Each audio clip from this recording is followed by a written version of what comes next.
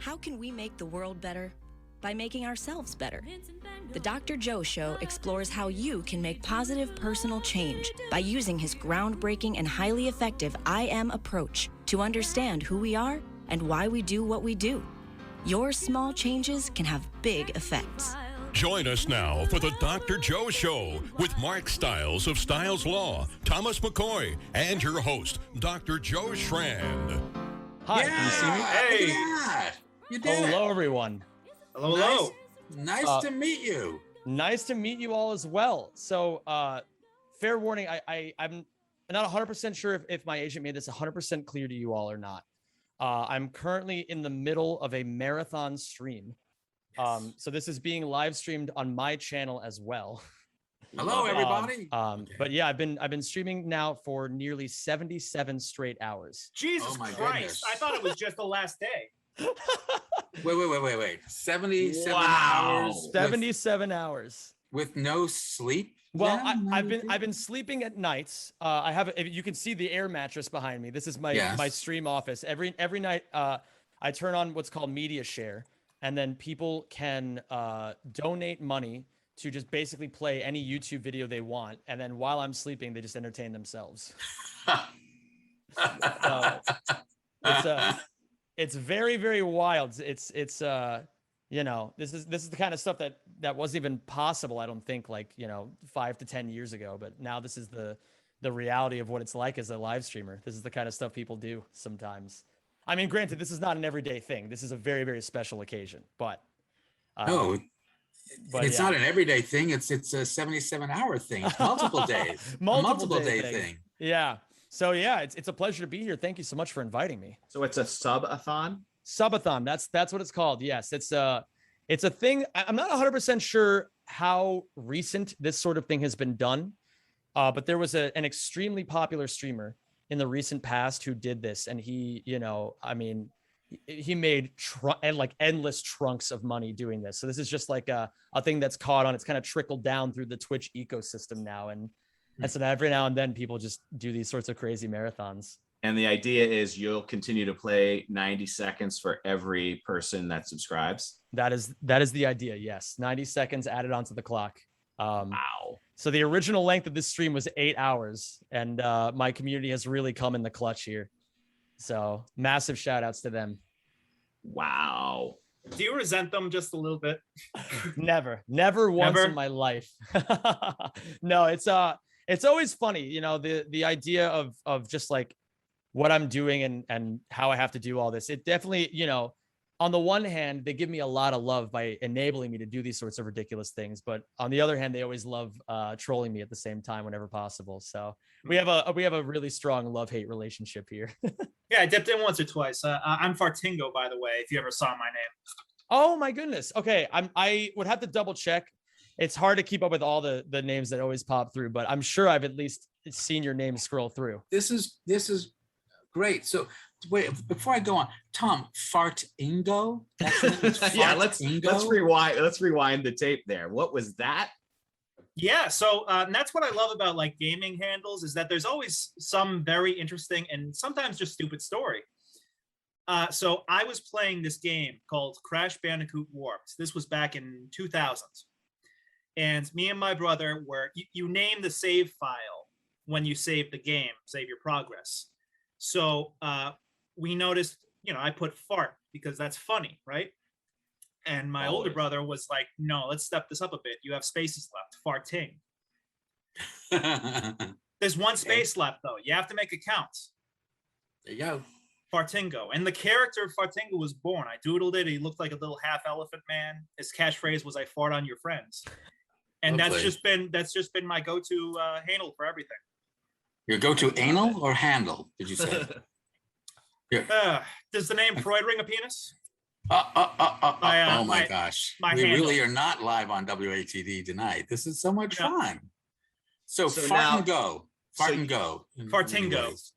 Okay, so Fartingo. Hold on. So your stream, your community is now watching us right now? Yes, it is. This is, if you guys don't mind, this I love it.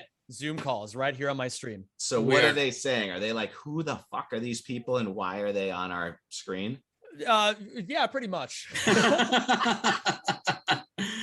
Well, thank you for having us here, Xem92 and all of your fan base. We really appreciate it. And we are now going to perhaps explore for your fan base, maybe things about Xem92 that they have never explored but would like to know.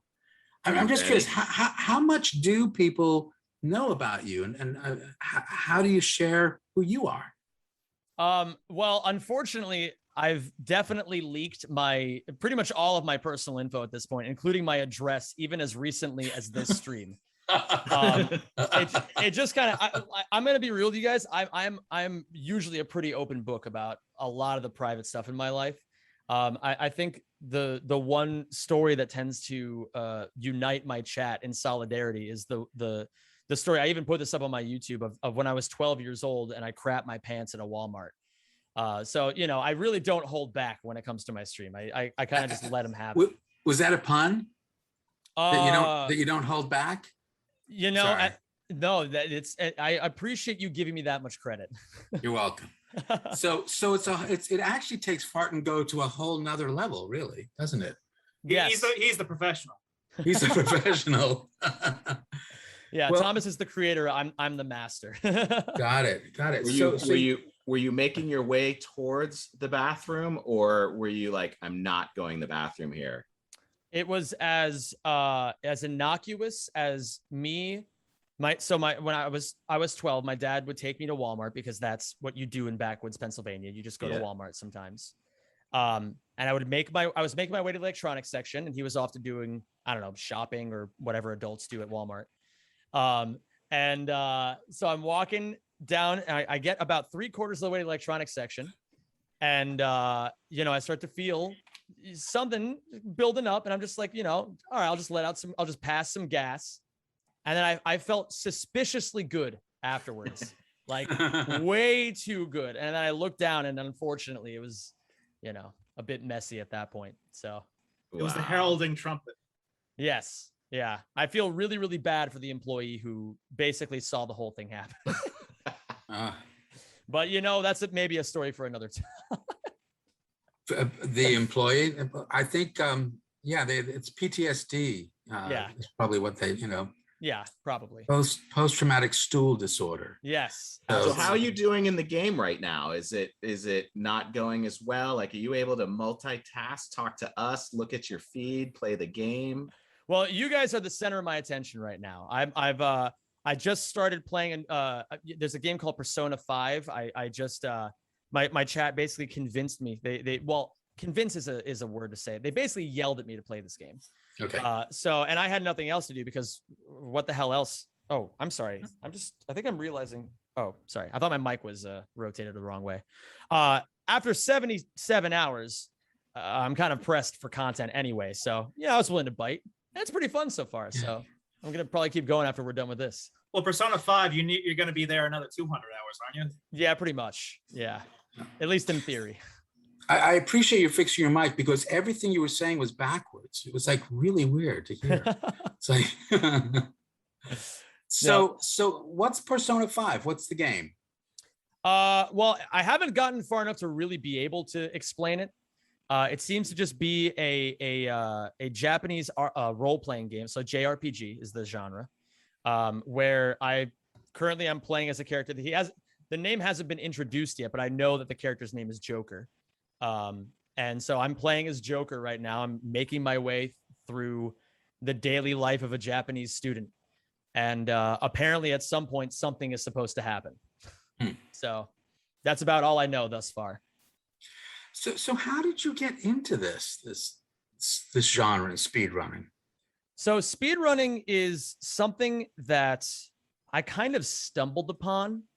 And I feel like that's how it is for nearly everybody who gets into it. I don't know anybody who goes into speedrunning, like, you know, I think when you're a kid or like growing up, when you're playing games all the time, you think, I wonder how fast I could, like, you beat it once to your favorite game. You want to play it over and over. You're like, how fast could I beat this? But you never really like look into it all that much, or at least when I was growing up, because, you know, that was like the era of dial-up. I couldn't even connect to the internet, let alone research this kind of stuff.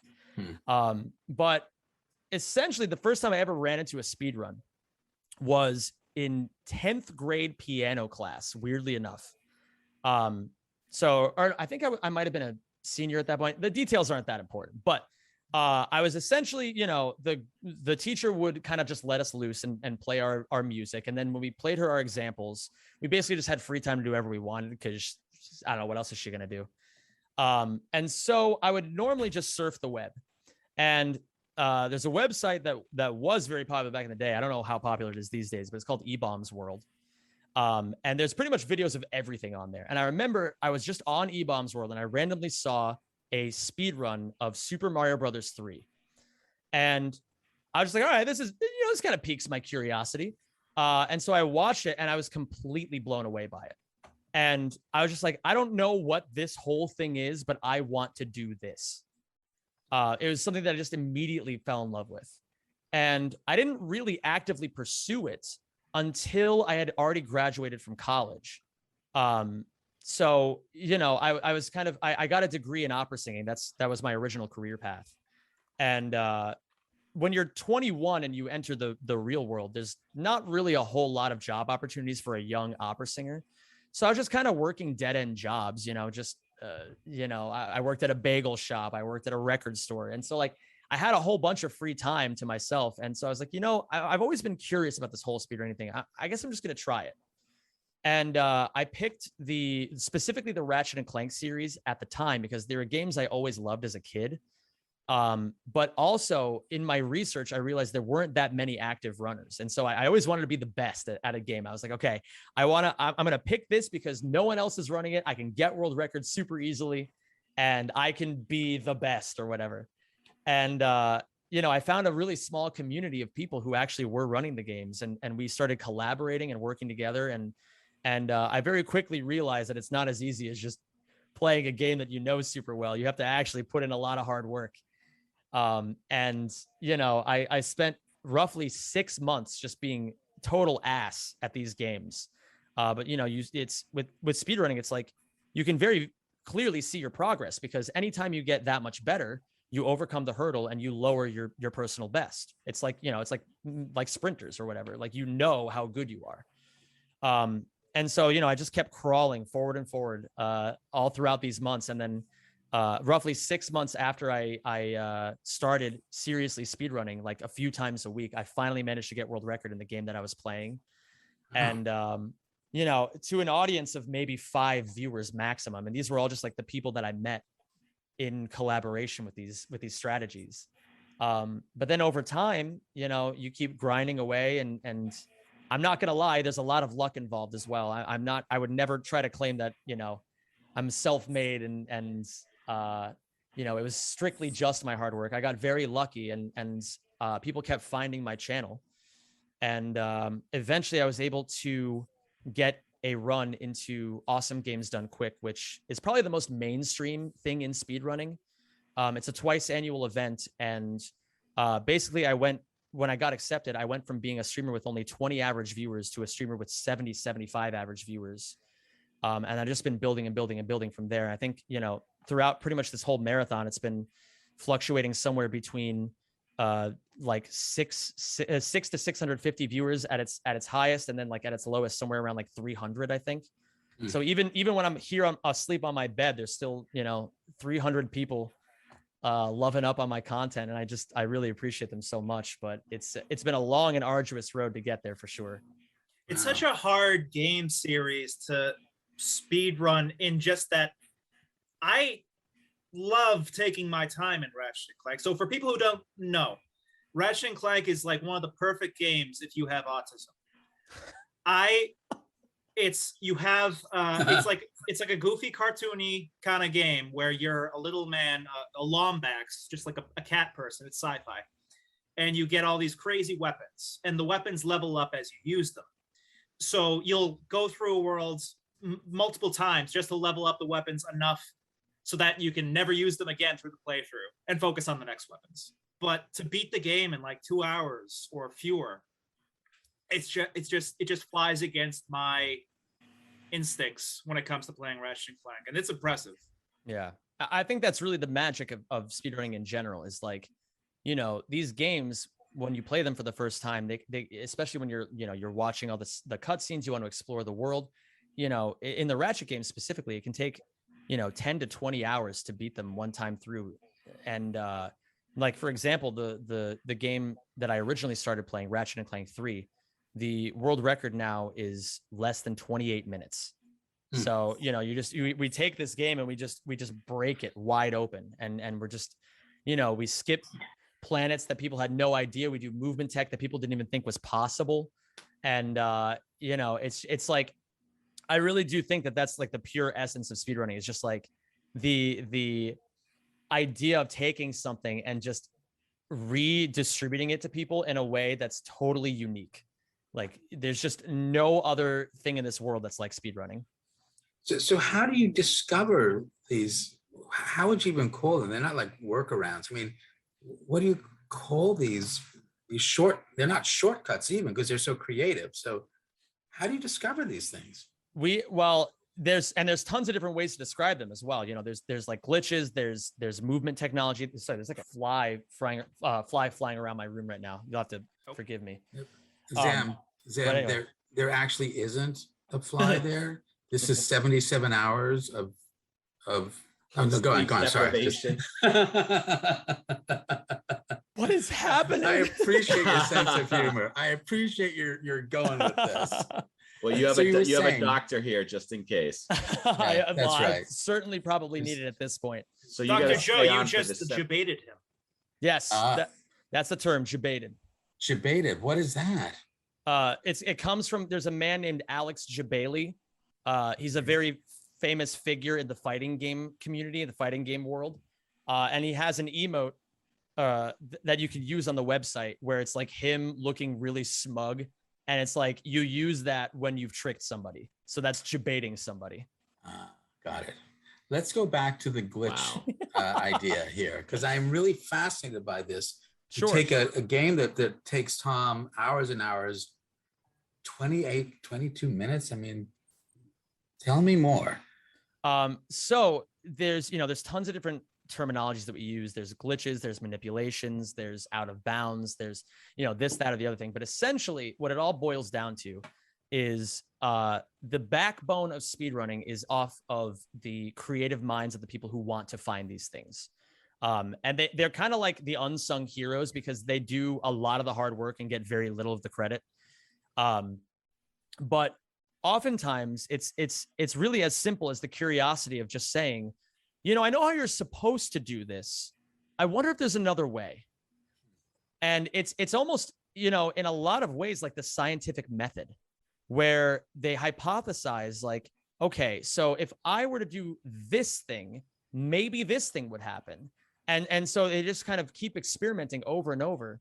And, the ways that people find things, in all honesty, a lot of times major strats and major glitches are found by complete accident. It's an interaction that like maybe some random person found that no one ever expected.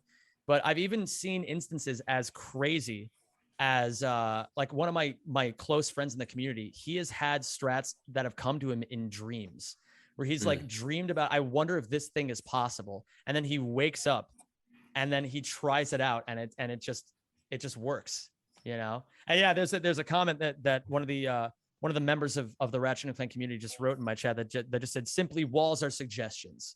It's like, you're really only bounded by your level of creativity. So you're oftentimes you're hacking the computer program. There are actually glitches that can do that. Like, for example, there is a way in the original Super Mario World on I think it's the Super Nintendo, where you can actually rewrite the code of the game from within the game itself. And it's called arbitrary code execution. And so you have, if you watch it, it looks like I don't even know how to describe it.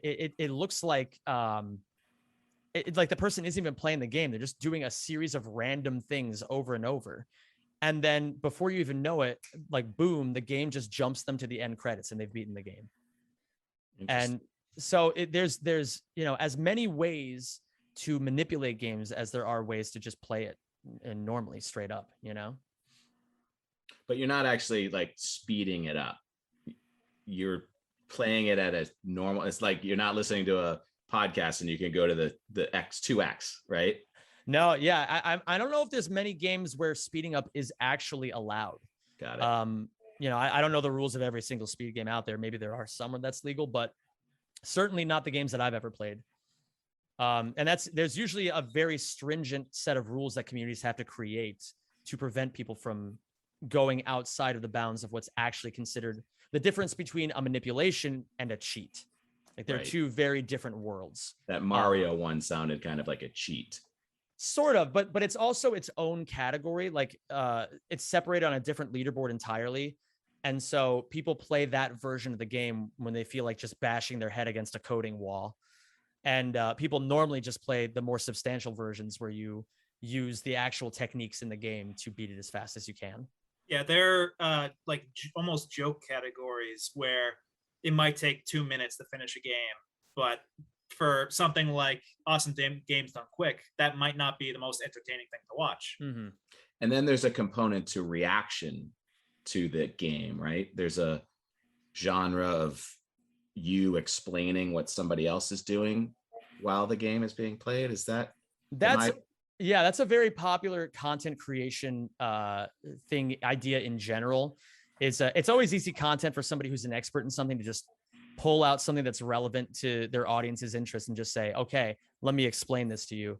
And I have a few of those videos on my channel as well, where I I take other people's speedruns, and with their permission, usually, I'll sit down with it and I'll just be like, okay, this is exactly what's happening. These are key moments that you may not realize what's normally going on. And, it's kind of insane because, there are like people out there who have, I'm not even exaggerating when I say this, like a doctoral thesis level knowledge of the inner workings of, like, for example, Super Mario 64. And, some of the most fascinating content out there tends to be when they just break down how they know all these things, that you can kind of, get a bit of their brain ooze into your ears as well and be like, oh, okay, I kind of understand what's going on here. I don't really understand it all that much, but at least I understand enough now. That's kind of like listening to the Dr. Joe show sometimes. Oh, thanks. I think. No, really. Sometimes when you bring in your guests that are, masters of their scientific space, you could take people to another level where I can appreciate what you're saying. You get some of that by immersion. You're not gonna go shoulder to shoulder and debate with those folks, but you're certainly taking on some real value there. That's interesting. So the reaction videos, everybody's doing a different version of a reaction, right? So that's fascinating to me, that people will watch somebody else react to somebody else, because how many layers is that going to continue to go? Yeah, it's pretty endless. It's and actually, as a matter of fact, there's actually a lot of people on Twitter who complain about reaction content because it's just, really? They consider it lazy, or they consider it just like, like, oh, here we go. Like, 5 top level speedrunners all put out a reaction video to the same speedrun. Great. Like, good job, guys. You really did good stuff. That's interesting. But you know how it goes. It's a hard world for a content creator out there sometimes. And you just got to do what gets clicks. It's as simple as that sometimes. How is it? You mentioned the trolling. How do you separate that to the point where it doesn't bring you down? I think you just kind of have to accept that it's a natural part of the Twitch ecosystem. It's as nice as it would be to always have people who are in your corner, there's always going to be people who want to see you lose. There's going to be people who want to laugh at you when something bad happens, and some people make a career out of it.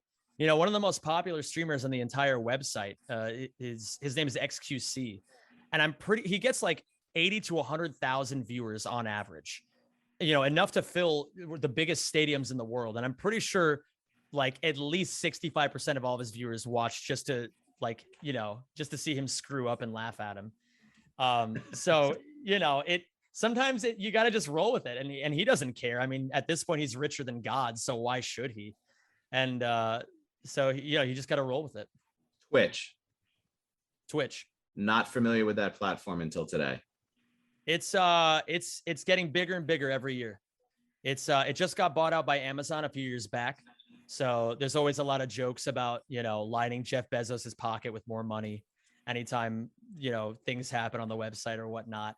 But largely, I mean, it's one of those things that it's almost like what sports were on national broadcasted television, where it's like, people who play basketball recreationally want to watch what the professionals do. And people who play video games recreationally want to see what the pros do in the games that they play. So it's specific to that genre. Well, okay, that's also a good thing to bring up. It used to only be video games, but in recent past, they've started adding more and more things. So, for example, they started with art, and then they added just chatting channels. So there's people who literally just sit there and just talk, and they don't play games at all. And then the most interesting meta in Twitch history has been happening over the past year, where people have been doing hot tub streams. Ooh. So you can probably imagine how that's all going, with very mixed reception. So, one of the most popular streamers on the website, she would just like sit in a hot tub for 10 hours a day wearing a bikini, sitting on a little like a banana floaty or something. And people would just, donate thousands upon thousands of dollars every single day. So how do you explain the psychology behind that? I mean, why? I was kind of hoping you could fill that That I would fill that in. Well, I'm still absorbing all of this, and I'm curious. Is there a way to ask your viewership right now why they watch? What is because they're compelled to, right? I mean, they love you. They want to see whether you succeed or fail. They want to see it. Mm-hmm. So we've gotten a couple of comments that have been forwarded on to me. Thomas is watching. Yeah, I'm seeing a lot of live in the chat, a lot of boobs. Yes. At least in the case of the hot tub streamers, it's almost exclusively horniness. Yeah. Thank you, audience. I appreciate it.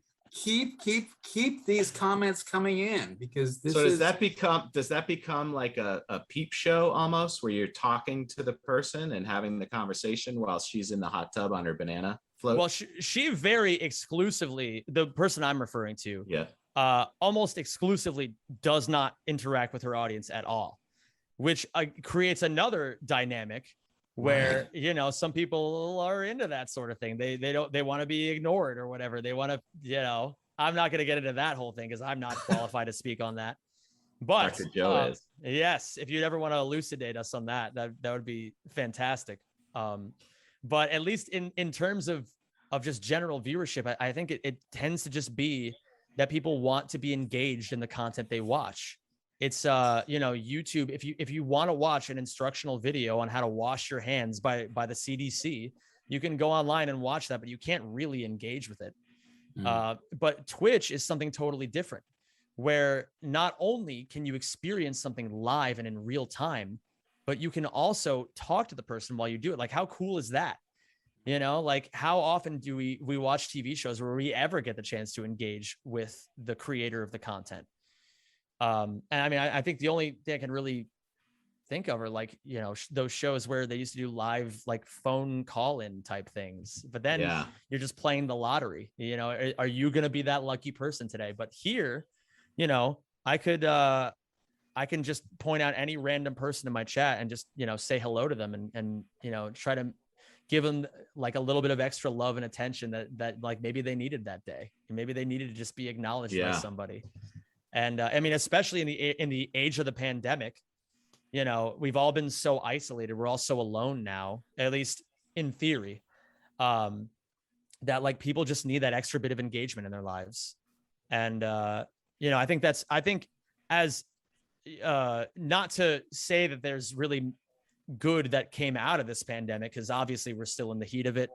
And, there's a lot of controversy that happens all the time between people of different ideas. Again, I'm not going to touch that with a 10-foot pole, But what I can say with certainty is that it's just been, it's been good for Twitch.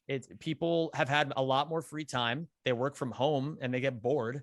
And so they're just like, oh, you know what? I need something to stimulate me. I'll throw on a stream, see what this person's doing.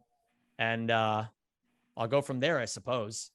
And, the more that people engage with the content, the more familiar they get with the platform. And I can't even remember what I used to do before I watched Twitch. And even when I'm not streaming, I'm usually a pretty avid watcher myself. I'll just go watch my friends or any other random streamer. Yeah, I'll add too that as someone who gets into that sort of seasonal depression, and I'll do a comfy binge of a show like The Office or Parks and Rec. My thing for the past few months was not exclusively, but speedruns with specifically likable people, mostly Xem. And it's like sitting on the couch with your friends, passing the controller back and forth. Yeah. It's a cozy feeling. So you keep them entertained, but it sounds like you keep them upbeat also. At least I try to, and that's actually a big thing that I personally have been going through is again, with the whole idea of just like seasonal depression, overcoming mental hurdles in general. It can be tough. Sometimes it is, at the end of the day, for me, a job. And if I'm doing this 6 days a week, there's going to be some days where I'm just not at my best. But that's kind of the back and forth where when I give back to my chat on the days that I'm not feeling 100%, they give back to me and they help lift me up. And so it kind of creates a bit of a symbiosis in a way where, we can't be there for each other in person, but we're there for each other when it actually matters. And that is part of, I think, what the pandemic has done. Yeah. Is it has united all of us in a way that we never imagined, even though we're separate. And I think it has shown us how much we really have in common compared to how different we are. We're not that different. We all want the same thing. And, my audience knows that this is what I say. We all want the same thing, which is just to feel valued by somebody else. And what you are doing is at every moment you can remind someone of their value. And whenever you remind someone of their value, you increase your own value. And it really sounds like that's what you're doing intuitively. I mean, we have this instinct in all of us that we can just remind someone of their value. We're also good at the other. We're also really good at making people feel like crap. We can do both. And you get to choose which one you want to do. But you really do. You get to choose. One of the phrases comes out of the Dr. Joe shows, you control no one, you influence everyone. And you get to choose the kind of influence you want to be. Later on in the show, we're going to ask you what kind of influence you want to be, but not quite yet. I have a few more questions. First of all, opera is a remarkable performance genre. I mean, it's sometimes completely misunderstood in today's era. How did you get interested in that? If I'm going to be 100% honest, complete accident. Great. Love it. So when I was growing up, if this kind of gives you an idea of what the typical speedrunner is like, my original career goal, my dream job was to be a statistician. What kind of freak wants to grow up being a statistician? Love it. And so basically, I kind of around the time where I needed to start applying to colleges, I kind of realized I didn't really love math. I was just good at it. It was just something that like people always gave me accolades for, and it made me feel special, but I didn't actually enjoy it. It was always music that I really, really enjoyed. And I did choir all like from 4th grade onward. I did all the honors choirs, and despite never having any formal training, I just really, really enjoyed music.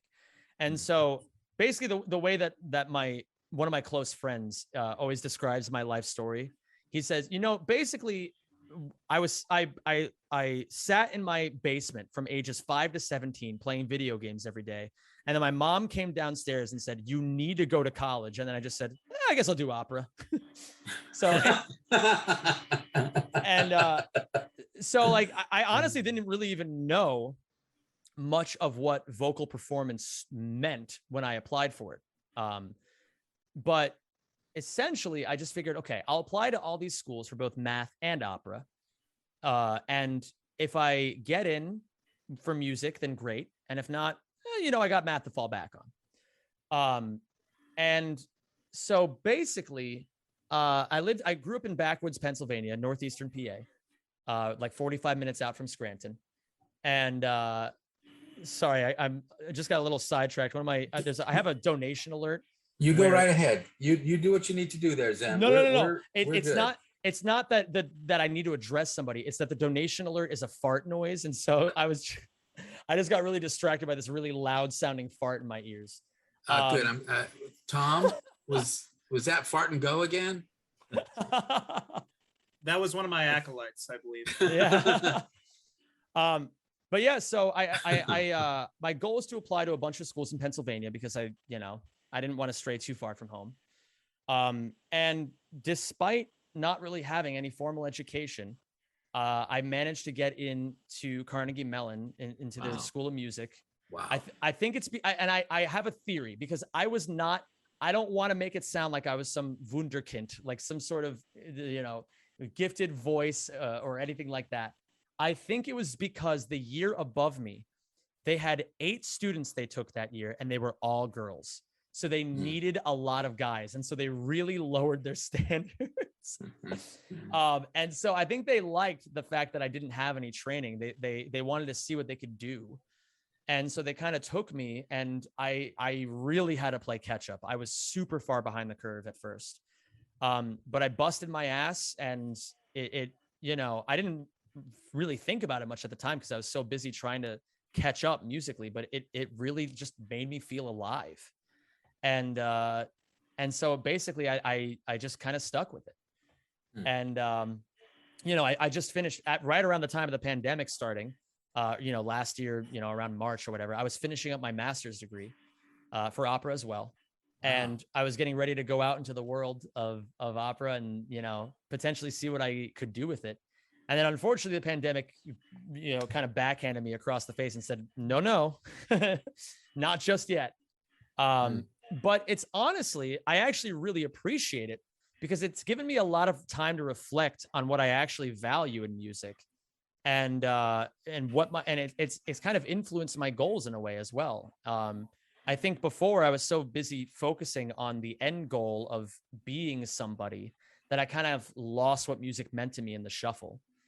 And so that's something that I actually really appreciate coming out of the pandemic. And I know I'm kind of getting a little bit off track here by saying this, but I just appreciate that it's giving me the chance to kind of sit with my thoughts for a bit and help me rediscover why I love music so much.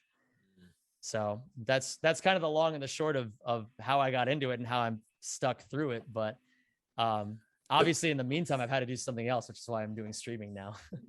But it also says a lot about you, how you can see the lining, the silver lining in so many things. A lot of people would have a hard time with that, seeing how this has been a benefit to them. And at the same time, you're entertaining a whole bunch of people through the pandemic, which is a real gift. So were you tenor, bass? Baritone. Baritone. I started out as a tenor. I tried to brute force my way into it, but that's just not how singing works. Right. So it was almost like an intervention. I had a few friends sit me down and they just said, you have to stop singing tenor repertory. It is not working for you. You are a baritone. Just do it. And there's obviously a lot. Singers kind of go through metamorphoses every 6 to 12 months anyway. So I was pretty much overdue at that point. And do you write as well? I've written some music. It's something that I kind of took up as like a little hobby on the side. Back right around the time I was finishing undergrad. I haven't done too much with it in recent past, but I love exploring new music. I love learning, especially that's my biggest passion is current day opera. I think when everybody thinks of opera, they think of like, the fat tenor walking around singing something written 200 years ago. Right. And there's a lot of, I personally think the heart and soul of classical music is the stuff being written today. Mhm. And that's what I want to do if I ever, because I'm going to be moving to New York soon. My goal is to just connect with a bunch of newer artists who are trying to make, create cool, new, interesting art, and offer my talents, my perceptions, my thoughts in a way to help bring all that to life. So that's, it's, who knows how that's going to work, but I do have some friends over there who are still writing music. I've made a lot of composer friends, a lot of instrumentalist friends, and people are always willing to collaborate in the world of music. So I'm pretty hopeful. It's great. I actually just came back from New York. It's an incredible mecca of art. Yeah. So performing art in particular. And I assume that you can do your speedrunning from anywhere, Yeah, I can take it with me wherever I go. right? That's amazing. Mm-hmm. I mean, don't get me wrong. Like, for example, I visited a friend in California last week. I brought like 25 pounds of tech gear with me to his house. I was like, okay, I got to stream from your house. He was like, do you really have to do this? I was like, no, but I'm going to anyway. But yeah, I mean, it's great that I could just take it with me wherever I go. And I don't have to worry about, like, it's weird. People always move to New York for job opportunities. And I'm kind of the opposite. I'm just doing I'm doing the move just to reconnect with people and just kind of see what kind of life is there to experience, I guess. That's the smart move to make, because you touched on it a little early when you're talking about your goals, and this is one big thing I've been having is, what does it mean to be somebody, to become somebody? Because I feel like that way lies madness. I also think people get really lost in the shuffle of that as well. Like, people are so, like, there's an anime that I love called Ping Pong. My chat's gonna yell at me for this, but I have to mention this at some point. It's like one of my favorite shows ever. But there's one of the big theses of this show is that, like, it doesn't matter why you do something. It's about what it means to you. And so there's one of the lines where a player says, I don't want to be just another unremarkable ping pong player. And then one of the characters responds by saying, I rather like an unremarkable ping pong player. Because it's just like, because it's the kind of people who do things just for the sake of doing it. They're doing it because they love it. They're doing it because it brings them joy and it, brightens their world just a little bit. And, that's something it took me a long time to kind of figure out here, but I feel like it's something that I'm that helps kind of keep me pushing forward every day. Not to get too heady. No, it's a good place to be. Yeah, it is. And would you apply that to speedrunning as well? Or were you talking about opera or talking about both? Everything, really. I mean, I'm trying to learn piano right now. I never grew up playing piano. And so that's been a bit torturous because, when you're playing piano, the first several months, you just suck. So I have to just sit down and be like, okay, I'm doing this because I enjoy music. Right. I'm investing the time because it brings me fulfillment. But yeah, no, I think that's every speedrunner needs to go into it with that sort of mindset, because I always tell people, if you go into live streaming because you think you're going to make $1 million, it's just never going to work ever. Right. Like, it has to come from a place of love first. You have to do it because you just enjoy doing it. That's the only way people are even going to want to watch you in the first place. So, it's one of those things where, and especially now, like, I'm trying to diversify my content a bit. I'm trying to move. I still want to keep speedrunning as a regular part of my stuff, but I also want to just do other stuff too. I want to have the liberty to kind of go out and if I want to play a random game that just came out that everyone's playing, I can go play it and not feel pressured in any way, shape, or form to just be the one trick horse who just does the thing who's supposed to do and then goes back in his stable afterwards, So I don't know. It's a crazy nice world. Freedom to be able to do that. Yeah. Oh my God. It really is. And it's, that's what all the biggest streamers eventually have to make that jump. They always start doing something and then they have to expand to everything else. But in the meantime, you got to build up from something, right? Right. So, it's rediscovering the joys of speedrunning. Is something I definitely have to spend a lot of my time focusing on. Right. So is there a practice to it? I mean, do you have to like practice certain parts of the game or what? How do you do this? Let's get back to I the speed running. sure. I think for my main speed game, so Ratchet and Clank 3, Up Your Arsenal. It's a very intentional innuendo there. Love it. Got it. So I would say, so I've been playing that game now for roughly 7 years. I would say I have played bare minimum 7,000 hours. Wow. And a lot of that is run attempts on stream, but you know, a lot of that is just me sitting down with the game on my own time, practicing the same mundane thing over and over and over. You know, it's like they always say, like, mastering something isn't being able to do it 100 times. It's being able to do it so much you never mess it up again. And so, and that is speedrunning in a nutshell, because anytime you can lose a speedrun to some little thing, it will happen. And there's also a huge mental game that goes into it as well, which I'm sure would be relatively interesting to dig into. But, you know, it's like you have to also go at it with a clear mind of, like, you can't over practice, you can't under practice, you can't expect to get the PB or the personal best or the world record on any given day. You have to just be ready to sit with the game, be there in the moment.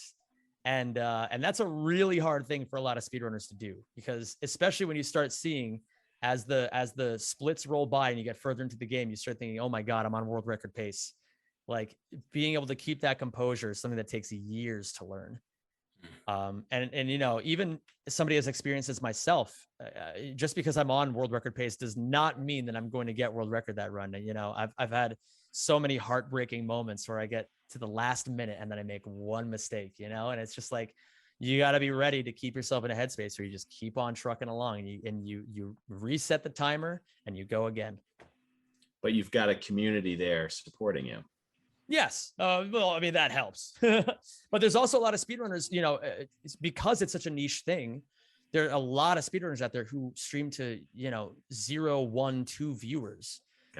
And especially when they're first starting out, it's like, you know, you got to really be in a good headspace to be able to deal with that when you don't have other people lifting you up. At this point, you know, it's easy for me to deal with that kind of crap, because, you know, sometimes I'll lose a speedrun, then somebody, you know, gives me $20 and they're just like, hey man, sorry that happened, here you go. And I'll be like, oh, okay, well that makes this a lot better.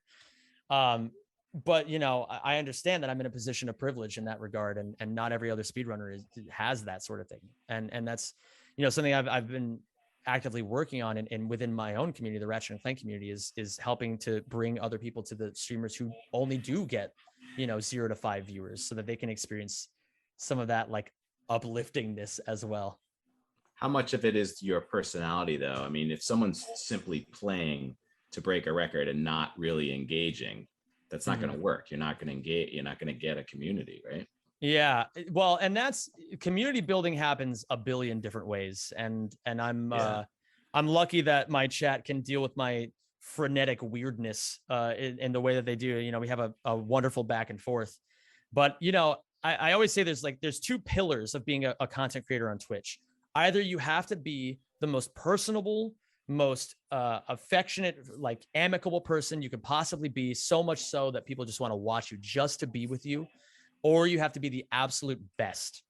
And the closer you get to being 100% at both, realistically, the more successful you're going to be, although it's still not as linear as that. But you have to be able to do at least one. And something that I try to do is just try to maximize both as best as I possibly can. So, you know, I try to engage with my chat, even when they send fart donations like they're doing right now to try to distract me. But yeah, you know, I just, how does that work? How does the monetization work? So when I first started out, I streamed totally, you know, it was just free labor pretty much. I didn't have any sort of way to monetize my channel. I had to actually become a partnered streamer, which means I needed to have like 100 average viewers, somewhere around there, which is really difficult to do because there are millions of people streaming on this website. So even to just have 100 viewers is really, like, that already puts you in the top 1% of the entire website, if not higher than that. But then it gave me a button to allow people to pay a monthly subscription. And, you know, they can, now there's like ways you can donate within the website itself. You can donate outside of the website. There's ways to like link that to the Twitch channel. You can run advertisements on your channel, things like that. Like Patreon. Some people do have Patreon. I don't have one myself, but there's plenty of people who do. Nowadays, there's OnlyFans, which is used for a whole lot of reasons. One reason. Mostly one reason. What was that? What was the payment called? OnlyFans. Yeah, I'm sure anybody watching knows OnlyFans. exactly what that is already. But yeah, that's it's mostly you're not allowed to advertise OnlyFans on Twitch because it's mostly not safe for work content. But a lot of people do that as well to supplement income. But yeah, so but nowadays, what's kind of cool is that regardless of your size, you could become a Twitch affiliate if you have like, 5 viewers on average. I don't even know if it's that much, but they give you the option to monetize your channel, and it helps give like a little bit back to the streamers who are mostly just doing it out of love. So it doesn't just have to be like them sacrificing their own man hours to do it, But yeah, so the monetization happens in tons of different ways, and it's kind of cool that there are so many options now for content creators, because it really is, only getting harder and harder as more and more people enter the pool to kind of stand out. Huh. So interesting. So do you bring any of your performance skills from opera, do you think, into what you're doing as a performer on the internet? I really do think that the acting skills that I learned as a stage performer have helped me out a ton. Because you kind of have to, so much of acting, I like acting seems like such a nebulous thing to people who are not actors, but anyone who is an actor can tell you that it's basically just the study of how you react to things. And so oftentimes the best way to grow as a streamer is to kind of challenge the way that you react to things and say, okay, well, why am I reacting this way? Like how can I put this into words, and how can I adjust this for the next time? And so a lot of what I do in my spare time, I'll watch my own content and I'll be like, how does this make me feel? Like am I an enjoyer of my own content? And if not, what do I need to do differently? And so, I'll bring in my musical skills from time to time. I mean, maybe I'll do a little bit of singing or like play some piano for them or what have you. But largely, I think the most benefit I've ever gotten out of my opera career has been being able to sit in front of a camera and just, enjoy being there in that moment with however many people show up that day. Right. I can relate. A lot of reoccurring theme. Mm-hmm. Yeah. Well, in what way, Mark? A lot of reoccurring themes in the moment. Very zen. Yeah. It's a very zen vibe where it's very in zen. the present, in the Really? moment. Yes. It's the journey. It's not the destination. Mm-hmm. Yeah. Because I mean, at the end of the day, it's just like the content that I provide largely, at least over the course of my career, has just been sitting, playing the same game over and over and over and over and over and over and over and over and over. And if it sounds grueling, it's because sometimes it really is. And so, you got to be willing to just kind of like see, all right, what kind of craziness is going to happen today? You'll never be a good streamer if you don't have a curious mind. Reference. Yes, I love that particular show. I don't know if Dr. Joe or Mark, I don't know if you guys have ever seen the show I Think You Should Leave. But it's a really hilarious show on Netflix that's like becoming the new hotbed of memes on the internet. Huh. So yeah, it's like a guy he's like an obnoxious ass. He's like a very clearly an obnoxious ass, and he like airs all of his dirty laundry very callously in front of like his girlfriend's friends, and is like remember like that we had this argument during that one dinner where I told you never be a great writer because you don't have a curious mind, like like that kind of stuff. It's just like really over the top surreal kind of humor. But I digress. No, I watched some of your videos, and what I enjoyed was really how into it you are and the enthusiasm, and then when there's a surprise, how you react to that, and like what just happened, like something happened that was like some huge score, or I don't know, but it's engaging. It really it's fun to watch, and you can see that you're having fun. And I think that's part of the appeal. Mm-hmm. Is having a window into another human being who is just playing a game. Mm-hmm. It's really a very interesting sort of, yeah. I mean, we have professional sports. I mean, people go to watch athletes like that all the time, but they don't have that engagement with them the way you do with your fan base. Mm-hmm. Yeah, it's something that's just really awesome. I think that's easily the best part of the website, is that you just get to you get that window into people's lives. You get that engagement. You get to just like, I don't know, like how cool is it that, you know, I've got people in this chat right now who there's probably as many different countries represented as there are people. You know, I've got like right around the time. So the reason I stream when I stream usually 11 a.m. Central Time is when I like to start streaming. And that's because that's European prime time. And so I get all the Europeans when I first start the stream, and then they all go to bed, and then, you know, the Americans start to flood in, and then they start, you know, whatever they have to do. And then if I go really late at night, then the Australians start pouring in. And it's just like, you know, I've got people all over the place. Like I've got any European country you can think of. I've got people from New Zealand, from Japan, from, I don't know if I've ever had, I don't know how many Middle Eastern viewers I've had, or like, you know, around that area.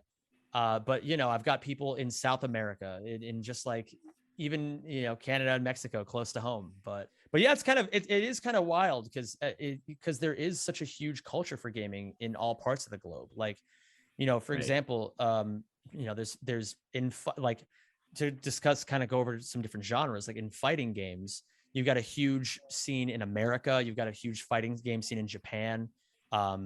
As a matter of fact, I think it's Iran where, like, or no, it's not Iran. It's Pakistan, where some of the best Tekken players in the entire world. Tekken is like one of the most popular fighting games ever. And there's just like this huge hotbed of Pakistani players who just like, they were super unknown, and they went to the world championships, and they just like the Korean community was like considered the best, and they just wiped the floor with all the Korean players. And it was insane. Like, it's totally out of nowhere. But like, you know, like in China, there's like lots of people play mobile games. Like mobile gaming is huge in China.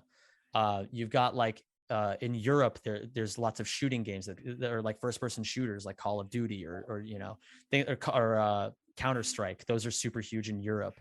And like, so it's just like all over. It's like, it's almost kind of crazy to think that there's like, in the same way that each country has its own customs and traditions, each region has its own video game customs as well. And and it's kind of cool that in that this is like a world where you can kind of just like talk to people about it and just be like, hey, like this is growing up, you know, in where I grew up, the games that were super popular were not even close to the same ones for somebody who maybe lived in Denmark, you know? And so, you know, it's just kind of crazy to think that you can be connected to people like that is, I think, the root that brings us all together here, is that like we all just love games, and if nothing else, we can connect over that. So would your fans tell you where they're from? How do you know what country they're from? Do you say, hey, where are you guys writing in from? It's usually like, you know, any sort of thing of like, I'll talk about a problem that I've been having, and they'll be like, oh, that's such an American problem. And I'll be like, what do you mean? Like, how is it different where you're from? They'll be like, well, here in England, well, you know, this is what happens, or like here in France. And, you know, and then we just have like a dialogue. I got like, you know, every now and then chat like tries to get me to learn some German, and I'll just be like, okay, well, here we go. Okay, so I'm loving this because I'm actually on your Twitch channel as we're doing this, and people have heard that. So Buffalo, Sydney, Australia, Portugal, England, Denmark, Texas, baby, Finland, New Zealand. I mean, this is just wonderful. So this adds a whole nother dimension of this global community that you are creating and that people are participating in. And I hope people realize that no matter where you are in the world, not only can you access Xem92, but we are one group. It's called humanity. That's what we're trying to get across at the Dr. Joe Show. We're trying to move away from this idea that there's this separate group and that separate group, and we have all this conflict as a result. We're one group, and we can all enjoy the same thing. We can have fun. It doesn't matter what you want to have fun with, but everybody wants to have fun. Everybody wants to care about somebody. Everybody wants to feel valued. Mhm. One of the questions that we ask, when's the last time you got angry at someone who was treating you with respect? I mean, think about it, right? That's a When's the good last question. time you got angry at someone treating you with respect? You don't. That's what the Dr. Joe Show is all about. We have an opportunity to look again at why we do what we do, who we are and why we do what we do. Instead of judging it, let's again look, again to repeat something, look like a spectator. Let's respect why people do what they do and just wonder. It's so much more rewarding to wonder than to worry. It's so much more important to be reflective than reflexive. And this is part of what, what you have to offer. You're just playing a game and people come and watch. I think it's wonderful. It's just wonderful what you're doing. Well, And I feel here's very this lucky to be global community right here that is completely in agreement. They just really enjoyed doing what you're doing. It makes a real difference in people's lives. We haven't touched on the charity streams. Yeah. Okay, let's touch on that. I think we just did. Well, I don't want to make Zem brag, so I'll say that. So in the Ratchet and Clank series, there's a character by the name of Captain Quark who's like the lovable doofus who always screws everything up, but he's there at the end to help.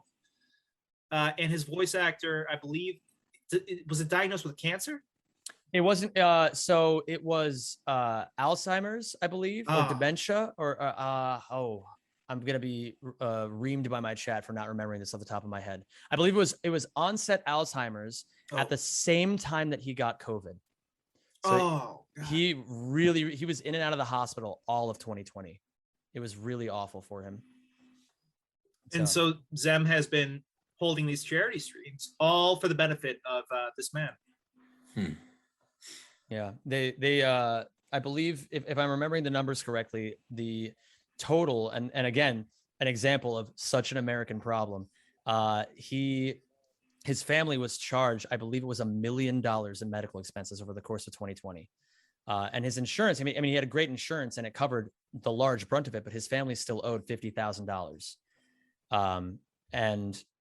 So we tried to, I really am not the one who should take credit for this. It's the community who did it.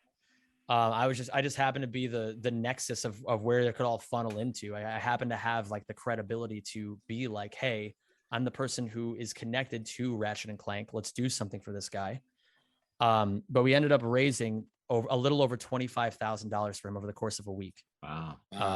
And I, it was actually the toughest part of it, honestly, was getting in touch with him. Because obviously, his Alzheimer's, it's a disease that only gets worse. So he's not going to be able to connect with me over this. So I had to find his wife, Janice. And that was a very, very difficult effort because she was off the grid taking care of him. And, I happened to find the right people who managed to patch me through the right lines. And I was just like, hey, I just want to let you know this is a thing that's happening. Is there a way for me to get you this money securely and safely? And so, I ended up getting the address and it was as easy as just cutting the check at that point. And it took a lot of trust as well. I mean, people had to really trust me to handle that much money, which I really appreciated. But there were some people who did not trust me. There was actually there's forum pages on the internet for Ratchet and Clank, the fandom as a whole, where people would try to advertise my stream being like, hey, this is a thing that someone is trying to do. And the moderators of that forum page expressly banned any mention of me on the entire forum because they assumed I was trying to scam people because they didn't know who I was. They didn't know that I was a longtime fan of the series, that I make a career playing those games. And, they deleted all the posts. They banned, dozens of people were telling me I got banned for mentioning your stream. And so, there were some hardships along the way, but we managed to make it happen all the same. Yeah, and that's strange to me because don't you at least have a first name basis relationship? I like to think you've earned a few relationships with the people at Insomniac. Insomniac are the creators of Ratchet and Clank. I not only am I on like a first name basis with a lot of them, I talk to a lot of them frequently on social media. Like I literally just had a conversation about Taco Bell with one of them, like one of the devs of Insomniac, or one of the managers of Insomniac on Twitter yesterday. Like, you know, it's not uncommon for me to, and I've even flown out to Burbank, California, and I have done speedruns at their studio. And you know, and obviously I'm not depending on Insomniac to give me the good word, because they're a business. They have their own set of rules to live by. Great business, though. Yes, absolutely. I think they've been voted the top business to work, the #1 workplace in America, at least for 1 year.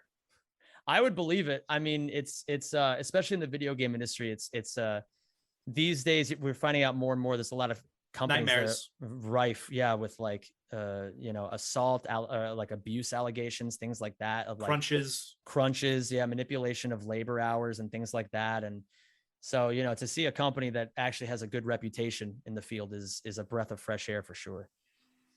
So much more. What else should we be asking you? What else do you want us to know about this remarkable world? I guess I can actually redelegate. I'm a big fan of redelegating responsibility. I'm going to redelegate this question to my chat, because I feel like I'm too close to even know what's interesting here. So I'll see if they, the first response simply said, ask them about your balls. Yes. Yeah. So, okay. we weren't sure we wanted to go into that, and I don't want it to be testy. Go on. I shaved them in the shower. Great. It's helpful. You know, it's easier. Well, I want to ask you guys on a similar, I want to ask you guys how you feel about Mind Goblin. Pretty good, I guess. What is it? Mind Goblin these nuts. Oh. You know, it's funny because my two sons were going to create a cider company called Charles Dickens. Mm-hmm. Right? So can you go? Yeah, of course. Right. That has those memes have infected the internet over the past year. It's like first it was Candace. That's another one. They ask you who's Candace. They say that Kentucky is the only state that begins with the letter K, and then you say, well, what about Kansas? And then of course, you know, and so on and so forth. So I actually I got Mind Goblin at the beginning of my 78-hour stream, and so of course I have to pass continue the cycle of abuse and pass it on to you guys now. Thank you. I guess. Oh, I actually did see one that was pretty interesting. There is a caveat to all this. So despite the fact that there is a way for all of us to connect, the new thing that's being researched is parasocial relationships. And I'm kind of curious if you guys have any insight on that, because it's one of those things where it's like, on the one hand, you know, all these people get a window into my life, but I don't get a window into theirs. So they all know me much, much better than I know them. And so sometimes, and it's not just me, it's a constant thing that happens to all sorts of content creators, where there's a problem where sometimes viewers will get a little too cozy, a little too comfortable, say something they maybe shouldn't say.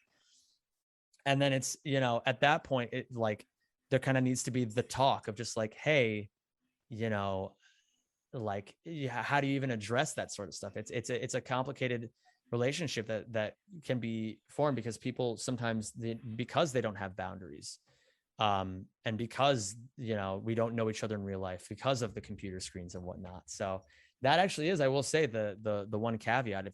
If I don't know if you guys have any insight on that sort of idea of just like, you know, a one-way relationships in a way. Oh shit, yeah, Zem, I didn't tell you. Did either of your parents grow up watching this show Zoom? I'm scared to say anything. No, it's.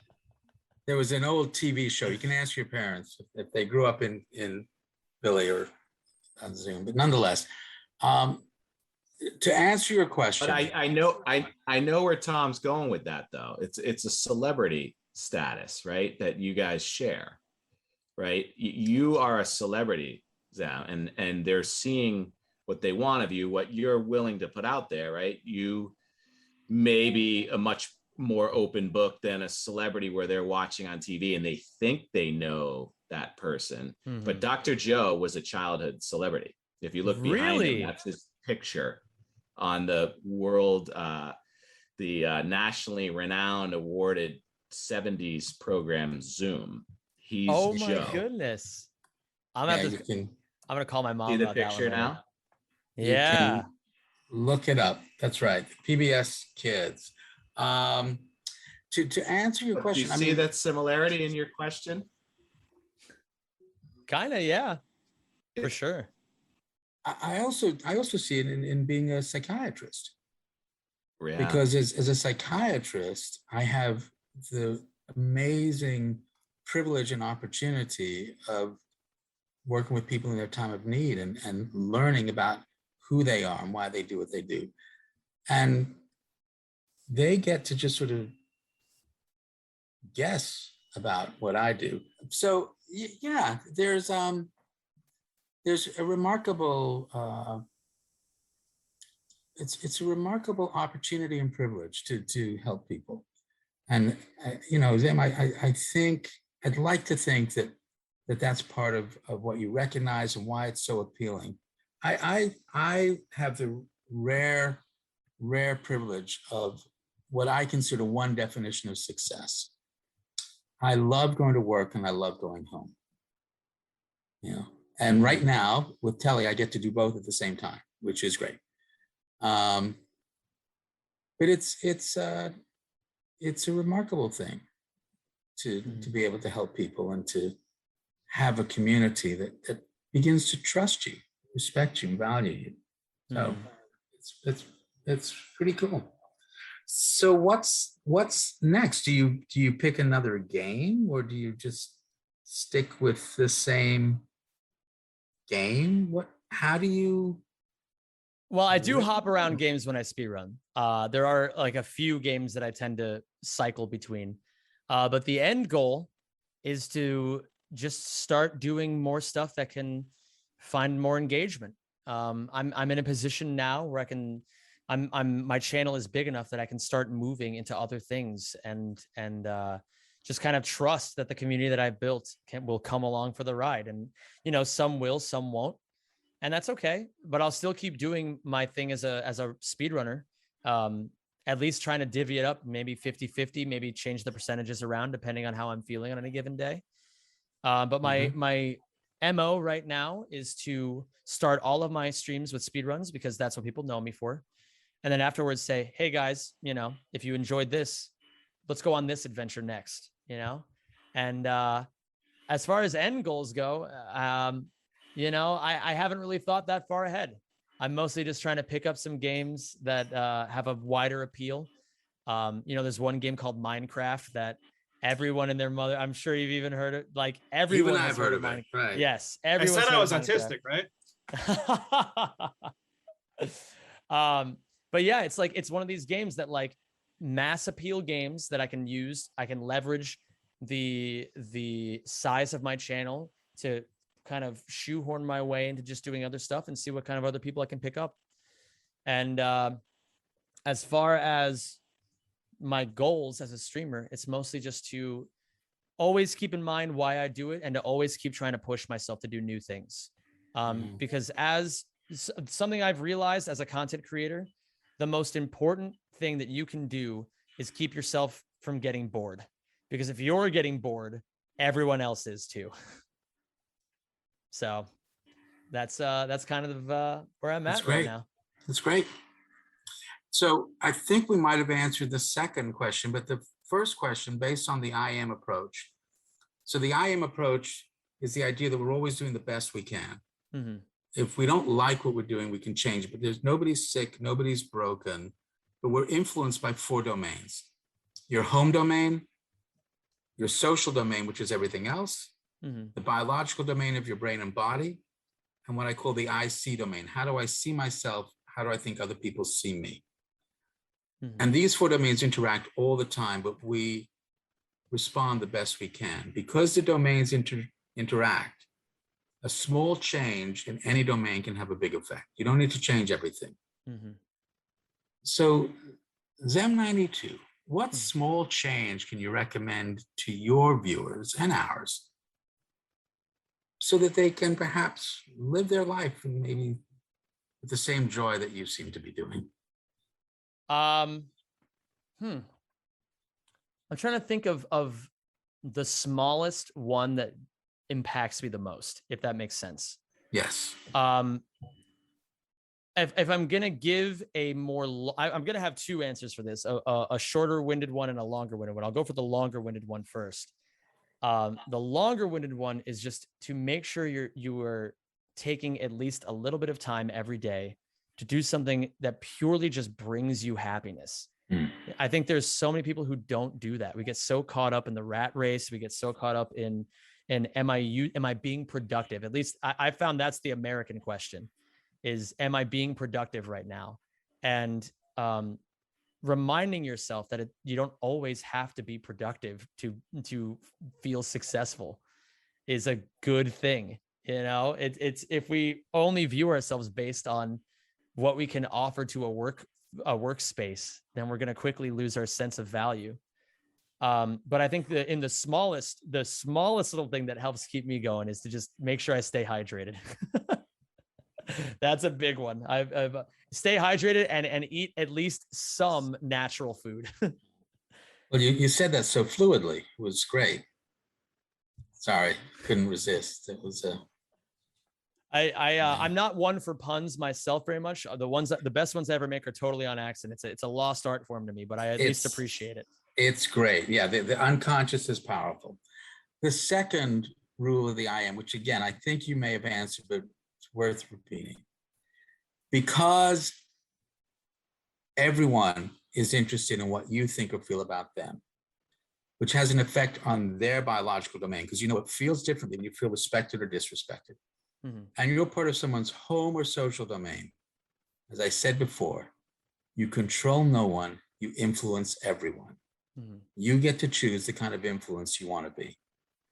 Xem92, what kind of influence do you want to be? I think I've actually thought about this a lot recently, especially because I kind of had a bit of an episode last month, and my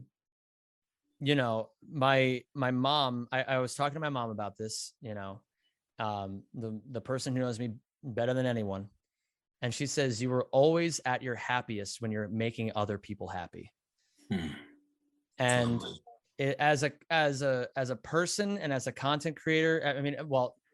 In all the things that I want to do, the kind of person that I want to be and the kind of influence I want to have, I want to be somebody who helps inspire others to be the best versions of themselves too. Because I find that the world is a whole lot better when we're all actually working together. Agree. So yeah, I think that that's going to be my answer. And I really appreciate that. And I would just say to people, you are doing the best you can right now. But you can change in the very next second to another best you can. That's your I am. This is my current maximum potential. This is who I am. I matter. This is me. And if you don't like it, you can change it. And as a psychiatrist, I'm not talking about treating it. Treatment implies there's something broken. No one is broken. But if you want to change, here's the roadmap. Here are the 4 domains. What small change do you want to make in any one of them? And so for me tonight, I must admit, I learned so much because I never even knew about this world that you have. It is so cool. I never knew. And so I am very grateful for you. You have lived up to what your mom has said. You really have. Because I feel very happy having met you. I'm part of you. I logged on. I signed up for your Twitch. I've become a Twitch person. For me, Twitch meant something very different before, like an hour and a half ago. And I'm just so honored and delighted. Thank you so much for being our guest. Oh, So appreciate it. you got me all verklempt now. I just appreciate you reaching out and giving me the opportunity. I love doing these sorts of things, and it really is a joy to be able to share this with other people and just have it be accepted for what it is and what it isn't, and just be able to help introduce others to why this sort of thing I think matters. Yeah, I am. It matters. That's right. That's right. Guys, Tom, Mark, any other questions for our guests? Yeah, why don't you like Size Matters? We'll be here all day if I'm gonna answer this one. All right. All right, we'll come back to it. Yeah. We'll come back for another hour to answer that particular question, Tom McCoy. Thank you so much, folks, and everybody there on Twitch. Thank you so much for letting us be part of your world tonight. Bye, guys. Enjoy your journey, Zen. Thank you. Right back at the three of you.